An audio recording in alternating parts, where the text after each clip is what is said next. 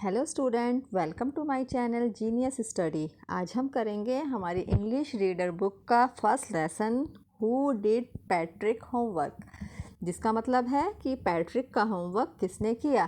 तो चलिए स्टार्ट करते हैं हमारा आज का लेसन। मैं इसकी वर्ड टू वर्ड आपको हिंदी ट्रांसलेशन बताऊंगी ताकि आपको ये लेसन अच्छे से समझ आ सके। ओके, चलिए स्टार्ट करते हैं। Discuss in class. Do you like homework? क्या आपको होमवर्क पसंद है? Do you do it your self? क्या आप ये अपने आप करते हैं? और डू यू गेट हेल्प? या आप किसी की मदद लेके करते हैं? What homework do you usually have?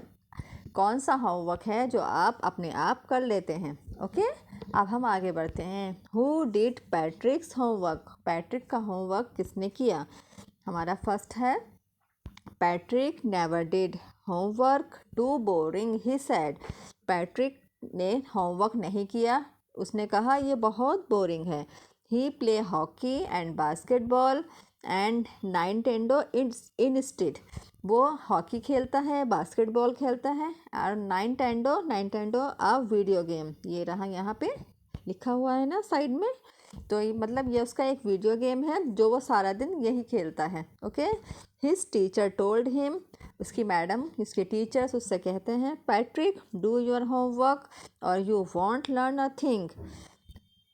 और you won't learn a thing. Patrick, क्या तुमने अपना होमवर्क किया? क्या तुमने किसी भी चीज़ को याद नहीं किया? एज इट इज़ ट्रू, क्या ये सही है? Sometimes he did feel like an इग्नोरमस।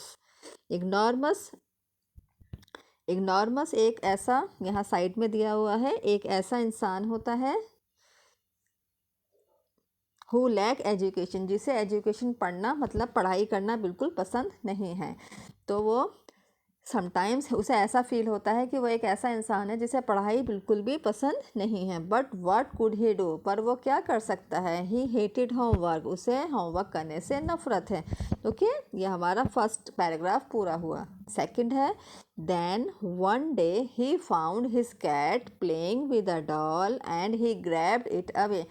एक दिन उसने अपनी कैट को एक डॉल के साथ खेलते हुए देखा और उसने उससे उस डॉल को उस कैट से छीन लिया। To his surprise it was not a doll. उसे ये देखकर बहुत हैरानी हुई कि वह एक डॉल नहीं है, but a man of the tiniest size. वो एक छोटा सा इंसान है, जैसे छोटे से बोने टाइप के होते हैं ना, जैसे इसमें कार्टून्स कैरेक्टर्स होते हैं छोटे छोटे टिनी, वैसा वाला एक छोटा सा टिनी साइज का एक मैन है, आदमी है।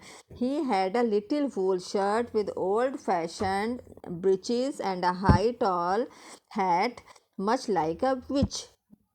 उसने एक वूलन मतलब ऊनी शर्ट पहनी हुई थी छोटी सी, with old fashion breeches. Breeches मतलब होता है ब्रीचेस, यहाँ साइड में हिंट दिया हुआ है, ब्रीचेस और शॉर्ट ट्राउज़र एक छोटी सी पैंट जो होती है उसे कहते हैं। ओके, तो उसने एक शॉर्ट ब्रीचेस पहनी हुई है and a high tall hat, और उसने एक बड़ी सी टॉल हैट ओढ़ रखी थी, मच लाइक अ विच, जैसी उनकी होती है विच होती हैं उनके सर पे होती हैं। ओके, ही yelled, वो चिल्लाया, save me, don't give me back to that cat.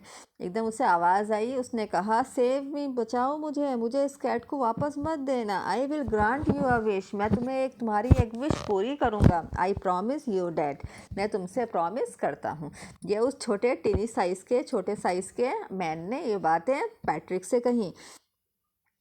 अब हमारा थर्ड आता है paragraph, Patrick could not believe how lucky he was. Patrick को यकीन नहीं हो रहा था कि वो इतना खुश नसीब है, वो इतना लकी है कि आज वो उसकी कोई एक विश पूरी कर दी जाएगी। ओके, आगे बढ़ते हैं। Here was the answer to all of his problem. तो यहाँ पे तो उसकी सारी प्रॉब्लम्स का आंसर था कि वो जो उसको प्रॉब्लम लगती हैं वो उनको आज पूरी तरह से ख़त्म कर देगा। सो ही सैड, तो उसने उससे कहा, only if you do all my homework till the end of the semester. तुम्हें सिर्फ मेरा होमवर्क करना है एंड होने तक सेमिस्टर के, डेट्स 35 डेज, जिसमें 35 डेज हैं। If you do a good enough job I could even gets A. Okay, अगर तुम ये काम अच्छे से करोगे तो तुम तो हो सकता है कि मुझे ए ग्रेड मिल जाए। ओके, इसका फोर्थ पैराग्राफ है, the little man face wrinkle like a dish cloth thrown in the hamper. Little man का फेस ऐसा हो जाता है जैसा उसके फेस पर रिंकल्स सिकुड़ जाता है गुस्से की वजह से। डिश क्लॉथ का मतलब है अ cloth used for washing dish, वो वाला कपड़ा जो वॉशिंग डिशेस को साफ़ करने के लिए यूज़ होता है। ओके, हैम्पर मीन्स है a basket with a lead, एक ऐसी बास्केट जिसके ऊपर लीड लगी हुई है। ओके, ही किक्ड हिज लेग्स, वो अपने लेग्स को किक करता है, एंड डबल्ड हिज फिस्ट, और उससे फाइट करने के लिए अपने हैंड्स को उठाता है। And he grimaced and scowled and pursed his lips, और वो गुस्से में बहुत ज़्यादा एंगर में मतलब अपने लिप्स को and he pursed his lips, और अपने लिप्स हिलाता है। Oh am I cursed but I will do it, तो क्या ये कोई मेरे लिए सज़ा है, but I will do it, पर ये मुझे करनी पड़ेगी। मतलब उस लिटिल मैन को बहुत ज़्यादा गुस्सा आ रहा होता है, उसे समझ नहीं आ रहा था कि वो कैसे करे, कैसा रिएक्ट करे। वो अपने पैरों से किक भी मारने की कोशिश करता है, अपने हाथों को, जैसे हम किसी के साथ फाइट करने के लिए अपने हैंड्स को इकट्ठा करते हैं और पोस्चर बनाते हैं, वो वाला करता है। और अपने फेस को बहुत ज़्यादा उसके फेस पर रिंकल्स पड़ जाते हैं, जैसे सिकुड़ जाता है जैसे कोई चीज़ ऐसे। तो उसे बहुत गुस्सा आ रहा होता है कि मैं कहाँ फंस गया हूँ, पर ये मुझे फिर भी करना पड़ेगा। तो वो फिर आगे सोचता है अब वो क्या करे। फिफ्थ पैराग्राफ है, and true to his word that little elf began to do Patrick homework, पर वो अपने कहे हुए वर्ड्स के अनुसार कि जो उसने कहा है वो तो उसे पूरा करना ही पड़ेगा। तो वो अपने लिटिल एल्फ कहते हैं एक ऐसा सुपर नेचुरल कैरेक्टर जिसके पास मैजिकल पावर्स होती हैं, और जिसका जैसे उसके ईयर्स लंबे लंबे होते हैं, इस तरह का कोई कॉमिक कैरेक्टर्स होता है ना, जैसे कार्टून्स कैरेक्टर, एल्फ उसे कहा जाता है।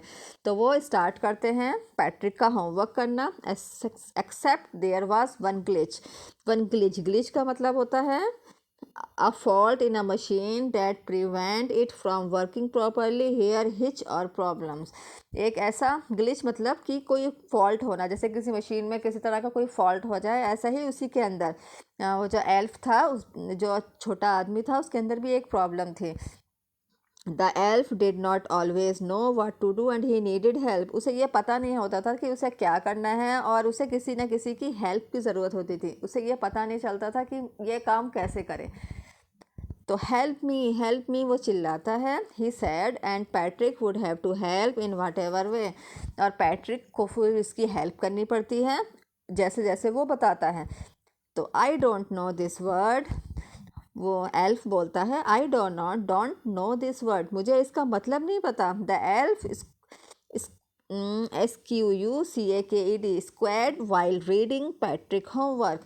द एल्फ उससे चिल्ला के कहता है जब वो पैट्रिक रीडिंग कर रहा होता है उसका homework, get me a dictionary, मुझे डिक्शनरी ला के दीजिए। No, what's even better, look up the word and sound it out by each letter. नहीं नहीं नहीं, तुम्हें सिर्फ बुक डिक्शनरी लेके नहीं आना है, तुम्हें उसे पढ़ना भी है, देखना भी है हर वर्ड, और फिर मुझे बताना है कि इसका क्या मतलब है।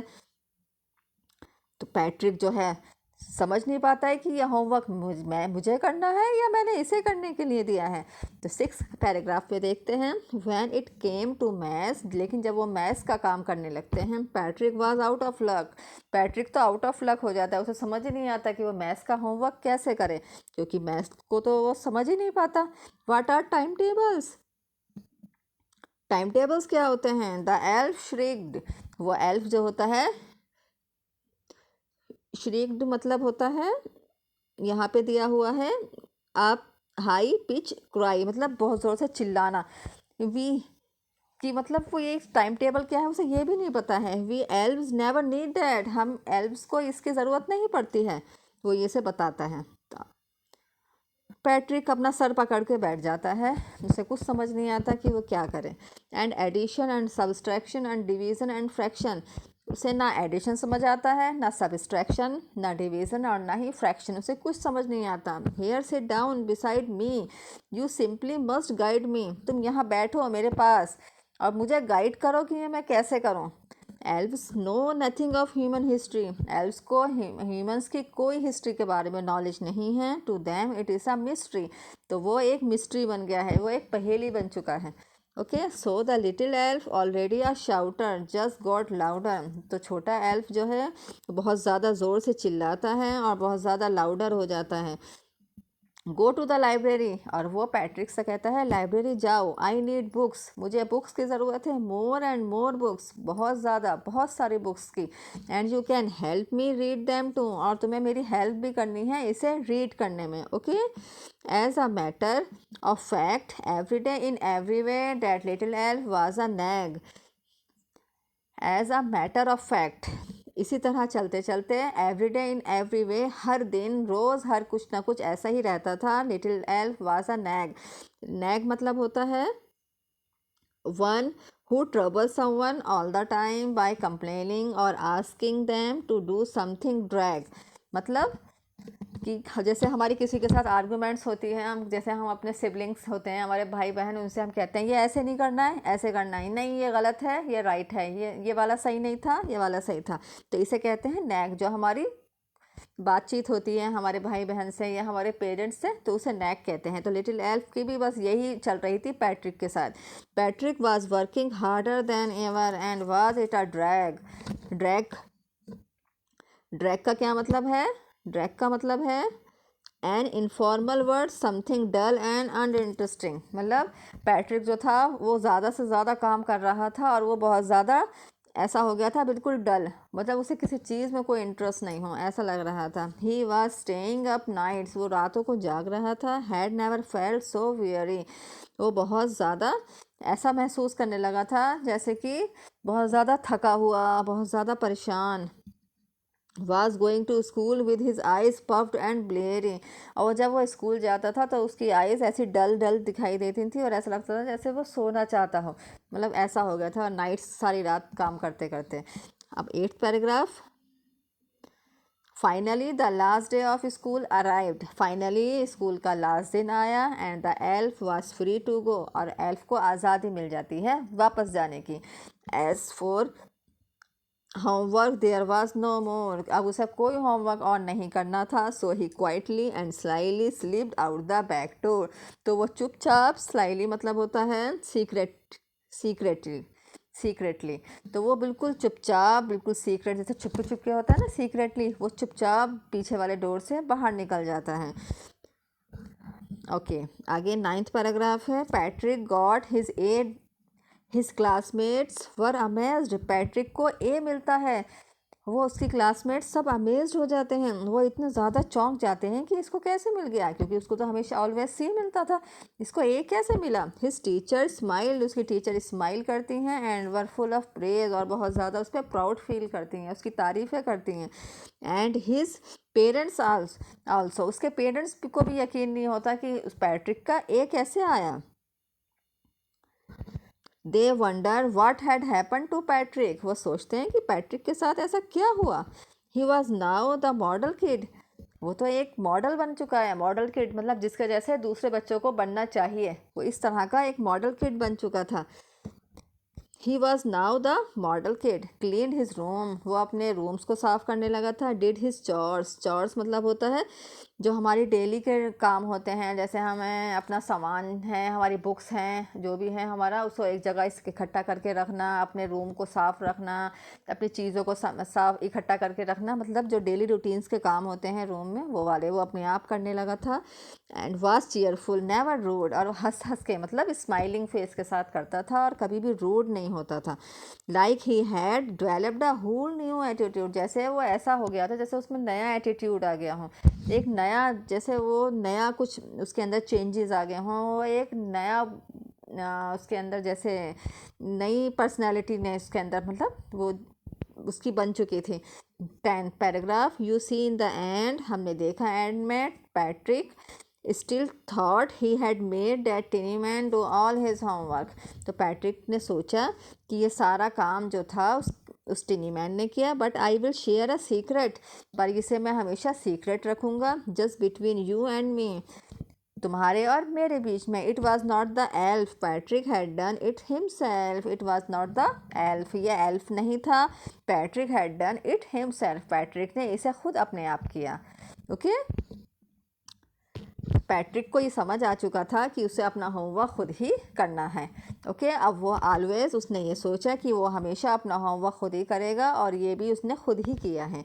ओके, ये स्टोरी है हमारी कैरोल मॉरी, ये एक पोइट है, उनकी है, उनके द्वारा लिखी गई है। ओके, ये हमारी स्टोरी है ये हमारी स्टोरी है जो पूरी कंप्लीट होती है। Okay, who did Patrick homework, Patrick का होमवर्क किसने किया, समझ में आया बेटा? ये हमारी कंप्लीट होती है, ये हमारा पूरा लेसन की समरी आपको समझ आ गई होगी।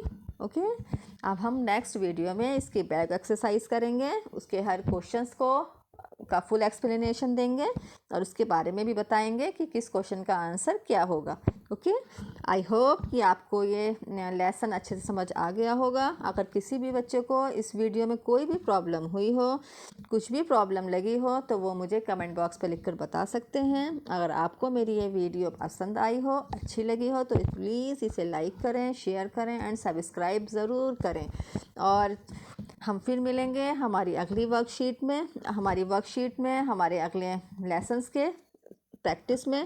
ओके, तब तक के लिए bye bye and take care, and always wash your hand with soap and water regularly, always wear your mask. Okay बच्चों, bye bye and take care.